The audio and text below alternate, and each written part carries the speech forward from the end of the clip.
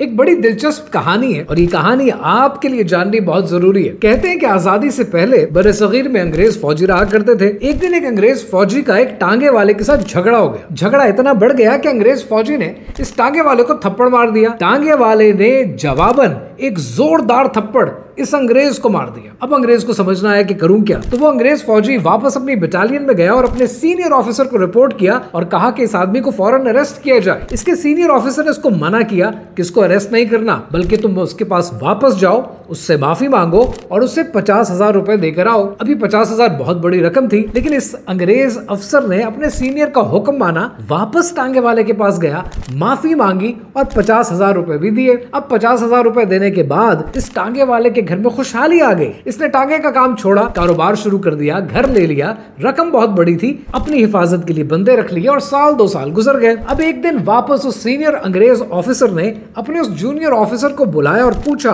क्या तुम्हें याद है उस आदमी ने तुम्हें थप्पड़ मारा था? अब वक्त आ गया है, तुम वापस उसके पास जाओ, भरे बाजार में उसको थप्पड़ मार कर आओ। तो इस पर उस अंग्रेज फौजी ने कहा कि आपको लगता है कि आज जब मैं उसको थप्पड़ मारूंगा तो वो बर्दाश्त करेगा? उसके पास तो अपनी हिफाजत के लिए बंदे भी मौजूद है। लेकिन उस सीनियर ऑफिसर ने कहा कि जैसा कहता हूं वैसा ही करो। यहां से अंग्रेज अफसर वापस उस टांगे वाले के पास गया, जो कि अब एक मालदार इंसान बन चुका था, और इस मालदार इंसान को भरे बाजार में उसने थप्पड़ मारा। ये टांगे वाला जो अब मालदार इंसान है, इस जमीन पे गिर गया, लेकिन जवाबन कोई कार्रवाई नहीं की। इस अंग्रेज अफसर को खुशी तो महसूस हुई, बदला पूरा हो गया। वापस अपनी बटालियन में गया और अपने सीनियर ऑफिसर से पूछा, आपको कैसे पता था कि वो मुझे आगे से थप्पड़ नहीं मारेगा? तो सीनियर ऑफिसर ने कहा कि जब तुमने इस टांगे वाले को पहली बार थप्पड़ मारा था, इसके पास अपना कुछ भी नहीं था, सिर्फ अपनी इज्जत थी, और उस इज्जत को बचाने के लिए उसने तुम्हें थप्पड़ मारा। लेकिन जब तुमने उसे 50,000 रुपए दे दिए तो तुमने उससे उसकी इज्जत खरीद ली। अब वो जिंदगी भर तुम्हारे आगे सर नहीं उठा सकता।